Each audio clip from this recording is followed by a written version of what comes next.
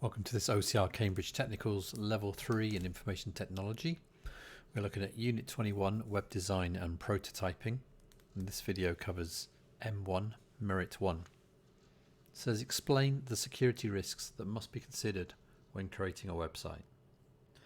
So what you do for M1 is basically you discuss and give examples and explain what are the security risks that you must consider when you are building or creating a website. Good activity to start off with is to do, first of all, maybe a list or a bullet pointed list of what the security risks might be. And secondly, it's also worth having a look on some news websites to find out some stories and reports about about security risks such as hacking, data going missing, systems not being secure, and that will give you a kind of background to what's going on. Let's have a look at what the syllabus says. So the learner they must explain the security risks that must be considered when creating a website. They must identify threats to both accurate data storage and internal and external threats such as interception of data transmission. So we're looking here at internal threats, what could go wrong inside the business. That could be a criminal employee, that could be an employee making a mistake.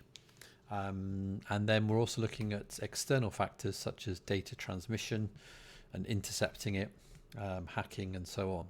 The learner needs to describe how the prevention strategies can be integrated into a website design.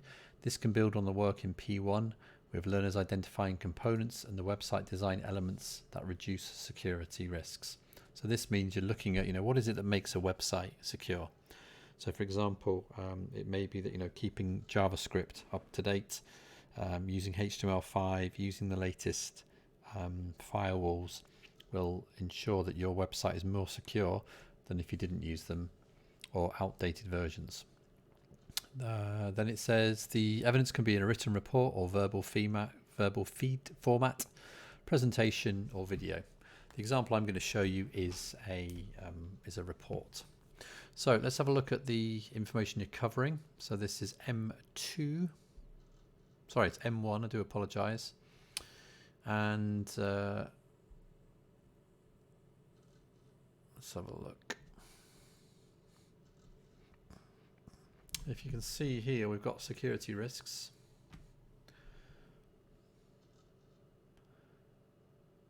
Okay, so 1.2, security risks. Why is there a need for security? What are the threats? What are the prevention methods? Okay, so you're going to be looking at what the threat is with an example and then a prevention method. Now before I show you the work, I'm going to show you a PowerPoint which is quite useful because it breaks down this component into simple stages and you can work through them. Okay, so basically in your report you want to include what the issues are, the website security issue, give an example, give a consequence. Okay. And there's some links there to some videos, news stories, etc. about what these security risks are. Remember, you've got to cover internal and external threats. So here's a list of internal threats. Okay, that sounds quite awful, a threat, but actually things like training or lack of training creates a threat to the business. If the employee doesn't know how to use the software, isn't secure, then it could threaten the integrity of the website. Issues could happen or issues could occur. External threats. Accurate data storage is about how you ensure that the data that you have on your customers is stored securely. And then we have a list of prevention methods. Then we have web design elements to prevent it too. So you've got two elements there. You've got prevention methods, so you can have a strong password. This stops somebody trying to hack into your account. But you've also got elements that you can build into the website. So keeping up to date is the most easiest way to keep your website secure. What you have to do is, I've lost my mouse, here we go. What you have to do is create the following. So I'd recommend you have an introduction. What are some of the threats that are available? Look for those news stories. What are the consequences of the threats to a business? So if a bank loses, or let's say a bank gets hacked and 50,000 customers' data is released or stolen. What's the consequence of the business of that? Then look at the internal security issues.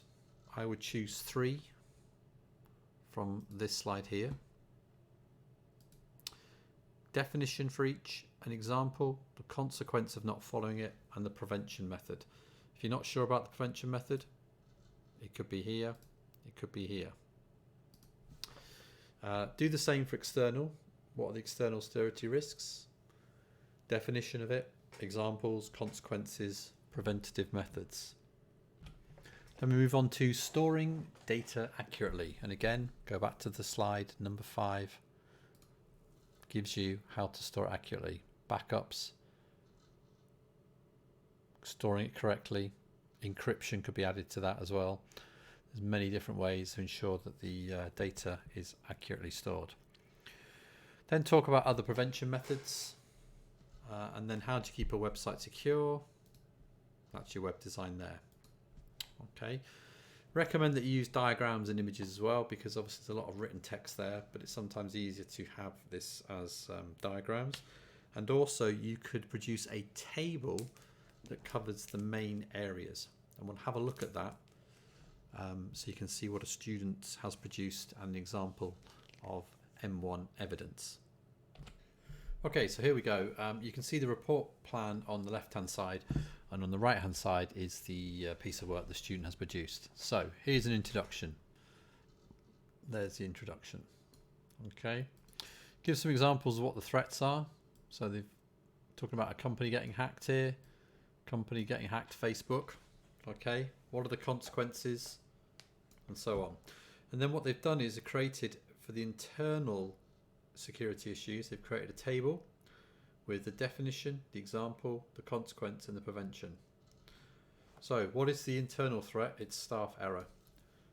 What's the definition of staff error? Give an example. What are the consequences? What are the preventative methods?